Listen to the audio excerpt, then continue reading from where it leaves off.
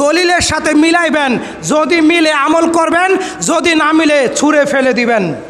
প্রত্যেকটা ইমামের কথা এটা। আলোচ্য বিষয় ইসলাম, পবিত্র কোরআন 3 নম্বর সূরা আলে ইমরান 19 নম্বর আয়াত, ইন্নাদ-দীন ইনদাল্লাহিল ইসলাম, আল্লাহর নিকটে জীবন বিধান ইসলাম, আল্লাহর নিকটে জীবন বিধান ইসলাম।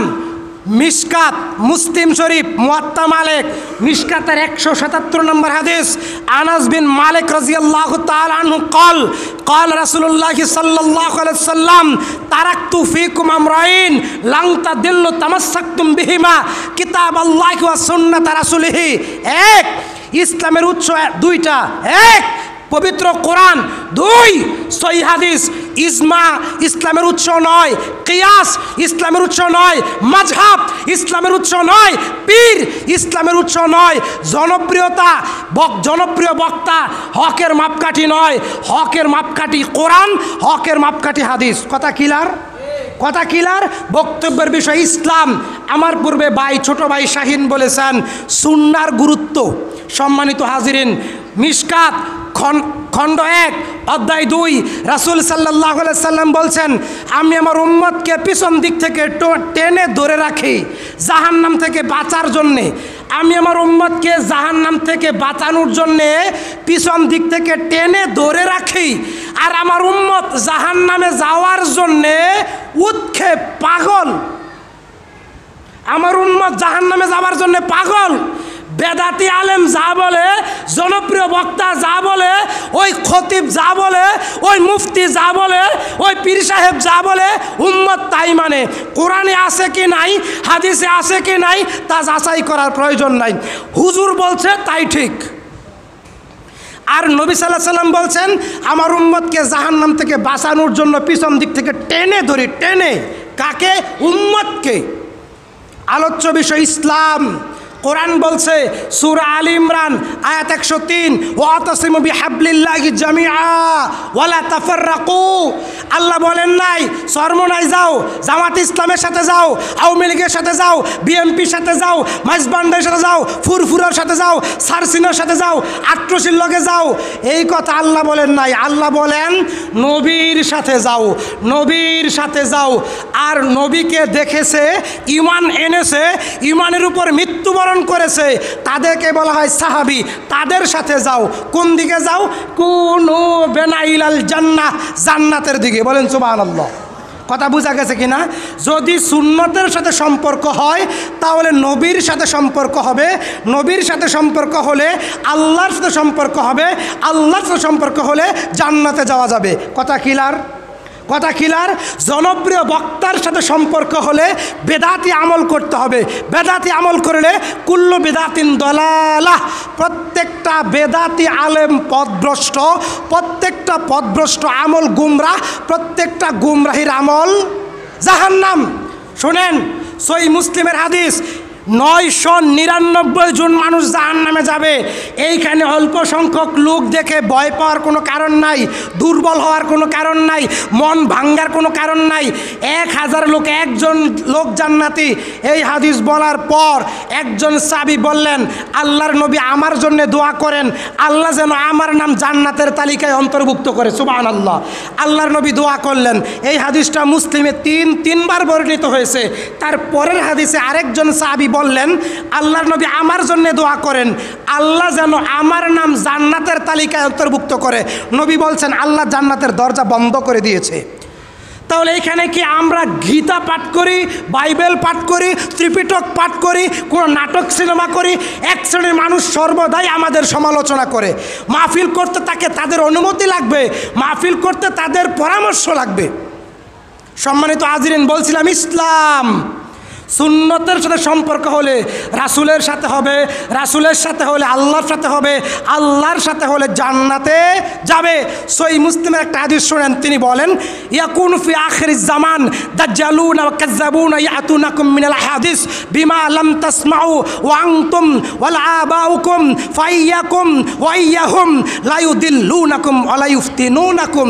কিয়ামতের আগে লম্বা দাড়িওয়ালা, লম্বা জুব্বাওয়ালা, লাল দাড়িওয়ালা, উসা ওসা টুপিওয়ালা অনেক জনপ্রিয় বক্তা, খানকায় অনেক বক্তা আছে, অনেক তার কি বলে তার অনুষ্ঠানে তার উরসে অনেক গরু জমা হয়, তোমরা তাদের পিছনে পিছনে ছুটো। এই কথা আল্লাহ রসুল বলেন নাই। রসুল বলছেন ইয়াকুন ফি আখিরি জামান, আখিরি জামানায় অনেক বক্তা বের হবে। দাজ্জালুন, তারা হবে প্রতারক। কাজ্জাবুন, তারা হবে মৃত্যু। ইয়াতুনাকুম মিনাল হাদিস, তারা এমন অলৌকিক হাদিস বর্ণনা করবে, শুধু ফজিলতের হাদিস, শুধু ফজিলতের হাদিস জনপ্রিয় বক্তাদের হাতে। তাগুতের বিরুদ্ধে কথা বলে না, শিরিকের বিরুদ্ধে কথা বলে না, বেদাতের বিরুদ্ধে কথা বলে না।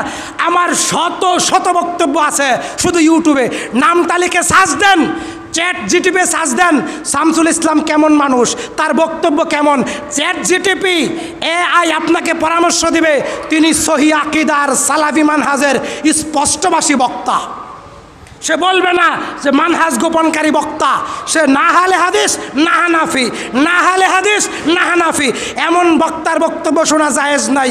আল্লাহর নবী বলছেন বিমা লাম তাসমাউ ওয়া আনতুম ওয়ালা আবাউকুম ফাইয়াকুম আইয়াহুম লা ইউদিল্লুনাকুম ওয়া লা ইফতিনুনাকুম।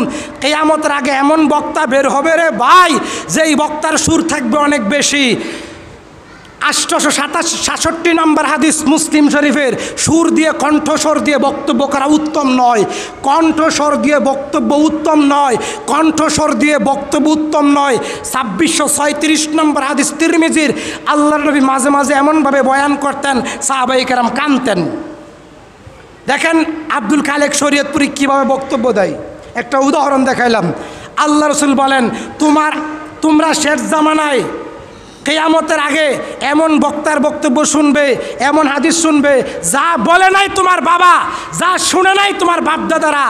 আনতুম আলা আবাউকুম, তোমরা, ওয়া আবাউকুম তোমাদের বাপদাদারা, ওয়াইয়াকুম ওয়াইয়াহুম লা ইউদিল্লুনাকুম, তারা থাকবে পথভ্রষ্ট আলেম, গুমরা আলেম, জনপ্রিয় আলেম, তারা থাকবে খানকার পীর। এমন খতিব আছে বেদাতি মানুষের কাছ থেকে পরামর্শ নিয়ে খুতবা দেয়। ধিক্কার জানাই এমন খতিবদের প্রতি। তারা কি জবাব দিবে আল্লাহর কাছে যারা বেদাতি মানুষের কাছ থেকে পরামর্শ নিয়ে খুতবা দেয় সহিহ আকীদার মসজিদে? অসম্ভব কথা। যা সূর্য আলোকের মতো পরিষ্কার, দুপুর 12টার সময় সূর্য যেরকম, প্রত্যেকটা কথা এরকম পরিষ্কার। রেকর্ড হচ্ছে, কালকে নেটে চলে যাবে। 10টা ফোন আছে প্রতিদিন, মেসেজ আছে 2-4টা কম, 2টা হুমকি, 10টা 6টা 4টা গালি, 2টা পরামর্শ। পিছনে ফিরে তাকাবার কোনো সুযোগ নাই। আল্লাহর নবী যা যেভাবে বলেছেন তা সেভাবেই হবে। ঠিক না বে ঠিক? ঠিক না বে ঠিক? কেউ খুশি হোক, কেউ বেজার হোক, কেউ খুশি হোক, কেউ বেজার হোক, সুন্নাহ সুন্নাহ, হাদিস হাদিস, পরিবর্তন করার কোনো সুযোগ নাই। খায়রুল ইসলাম ভাই আপনি চলে আসেন, প্রধান বক্তা আপনিও চলে আসেন ইনশাআল্লাহ। আপনারা যারা আসেন নাই প্রাণপ্রিয় গ্রামবাসী, আপনারা চলে আসেন। পর্যাপ্ত খাবারের ব্যবস্থা আছে, প্রত্যেক মাসের নেই। আমার প্রয়োজন নাই এখানে সারাদিন পরিশ্রম করে এই খিচুড়ির আয়োজন করার কোনো প্রয়োজন নাই। যদি আপনারা উপস্থিত থাকেন তবেই প্রয়োজন, যদি আপনারা খুশি থাকেন তবেই প্রয়োজন। মসজিদ কমিটির দায়িত্বশীলদের কোনো প্রয়োজন নাই হাজার হাজার টাকা খরচ করে এখানে মাহফিল করার, এখানে আলোচনা করার। এই এক মসজিদ তাবলীগ বন্ধ হলে আল্লাহ তাআলা আমাদের জন্য হাজারো মসজিদ খুলে দিবেন, কারণ আমরা আল্লাহর কথা বলি, কারণ আমরা আল্লাহ রাসূলের কথা বলি। আল্লাহ রসুল বলছেন এমন অলৌকিক বানোয়াট মিথ্যা ভিত্তিহীন জাল জয়ীফ আমল কথা বলবে ওই বক্তারা, ইনিয়ে বিনিয়ে সুর দিয়ে বানিয়ে মন মাতানোর জন্য। আল্লাহ রসুল বলেন লা ইউদিল্লুনাকুম ওয়া লা ইফতিনুনাকুম, ওই বক্তারে দাওয়াত দিয়ে তার বক্তব্য শুনে পথভ্রষ্ট হবে না। তাহলে আমি নবী তোমার জিম্মাদার কিয়ামতের মাঠে নিব না? কুল্লু বিদাতিন দলালা, প্রত্যেকটা বেদাতি আলেম আর তার অনুসারীরা বক্তব্য শুনে যারা আমল করে তারা উভয়ে জাহান্নামে যাবে। আমার কথা না, সূরা আনআম 153-163 নম্বর আয়াত, ওই 163 নম্বর আয়াত, 153 নম্বর আয়াত, এখানে 10টা কথা আছে সিরাতে মুস্তাকিমের। আপনারা সেখানে দেখে নেবেন, তাফসীর ইবনে কাসির আছে দেখে নেবেন। যা বলেছি আল্লাহর কোরআন থেকে বলেছি, আল্লাহর নবীর হাদিস থেকে বলেছি। তাইলে আমি আপনাকে এই 9 মিনিট কথায় 3টা বিষয় শিখাইলাম। নাম্বার 1, খতিব খুতবা দিবে দলিল ভিত্তিক, খতিব খুতবা দিবে বিষয় ভিত্তিক, খতিব খুতবা দিবে আয়াত ভিত্তিক। এর বাইরে খতিব খুতবা দিলে মিম্বর থেকে নামিয়ে দিতে হবে। এটা হবে প্রত্যেকটা আহলে হাদিস মসজিদের বৈশিষ্ট্য, ঠিক না ঠিক? নেতার তোষামুদি করে এমন খতিব আহলে হাদিস মসজিদে স্থান পেতে পারে না। ঈদের দিনের একটা কথা বলি, দাউদপুর ইউনিয়নের বিএনপির যুব দলের সভাপতি, তার নাম রাজীব ভাই, তিনি আমার ঈদের খুতবায় রানিং বাধা দিছে। এই যে 3 দিন আগে ঈদের দিন বলছে, আপনি এই খুতবা কেন দিলেন? বলছি 5 ওয়াক্ত নামাজ ফরজ, 3 ওয়াক্ত পড়লেন তো 3 ওয়াক্ত মুমিন, 2 ওয়াক্ত পড়লেন না তো আপনি 2 ওয়াক্ত কাফের। পরের ওয়াক্ত তওবা করে কালেমায়ে শাহাদাত পড়ে তারপর ঈমান এনে তারপর কুরবানি দিতে হবে, নইলে কুরবানি হবে, নাইলে হবে না। কুরবানি এই তরিকায় পারলে দেন, নাইলে দিয়েন না। দাউদপুর ইউনিয়নের যুব দলের সভাপতি বাধা দিল। আর উত্তরা মহানগরের যুব দলের সেক্রেটারি প্রার্থী বলল, তার নাম রাসেল ভাই, বলল, রাজীব আমি তোর সিনিয়র বড় ভাই, এখানে আসি, অতএব কথাবার্তায় সাবধান করে বল। এখানে ইমাম সাহেব আল্লাহর নবীর কথা বলছেন, এখানে বাধা দেওয়ার কোনো সুযোগ। ইমামদেরকে যোগ্য হতে হবে, ভয় পাওয়া যাবে না, ভয় করতে হবে আল্লাহকে, ভালোবাসতে হবে আল্লাহকে, জাহান্নামকে ভয় করতে হবে।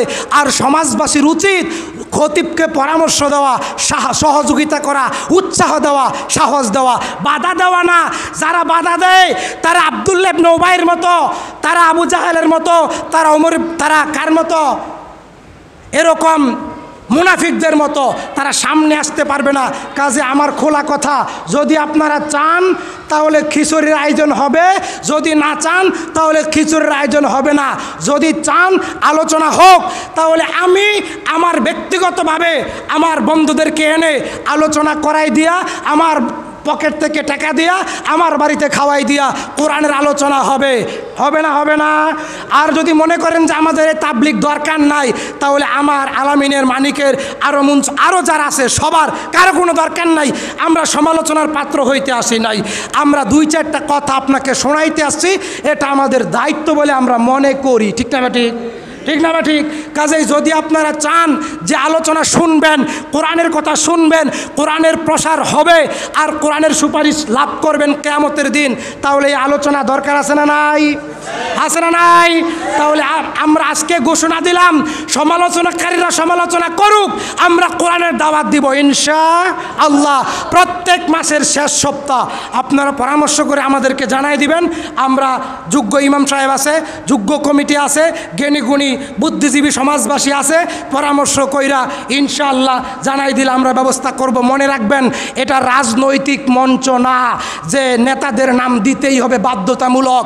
1 সেকেন্ডে বলে দেই, নমরুদ 300 বছর জুতার বাড়ি খাইতে খাইতে দুনিয়া থেকে গেছে, ফেরাউন পানিতে চুবা খাইতে খাইতে দুনিয়াতে গেছে, আবুল আহাব মরার সময় তার কোনো ক্ষমতা, তার সম্পদ কাজে আসে নাই, শেখ হাসিনা মুরতাদ সরকার, তিনি 2 মিনিট ভাষণ দিবে এই সুযোগ আল্লাহ তারে দেয় নাই, ঠিক না বেটে? কাজে আপনার মতো নেতা আমরা দেখেছি, আমরা ইতিহাস পড়াশোনা করেছি, আমরা ইতিহাস লিখেছি, লিখবো ইনশাআল্লাহ। আপনার মতো নেতা, আপনার মতো অযোগ্য লোক নাম থাকতেই হবে, পরামর্শ করতেই হবে, অসম্ভব প্রয়োজনে প্রোগ্রাম বাতিল হবে, কিন্তু আমরা কারো সাথে আপোষ করব না ইনশাআল্লাহ। কারণ আমরা আহলে হাদিস, আমরা কি আমরা আগে আহলে হাদিস পরে মুসলিম। 2টা কথা জানেন, আগে আহলে হাদিস পরে মুসলিম, আগে মুসলিম পরে আহলে হাদিস, এই আকীদা ভিত্তিহীন।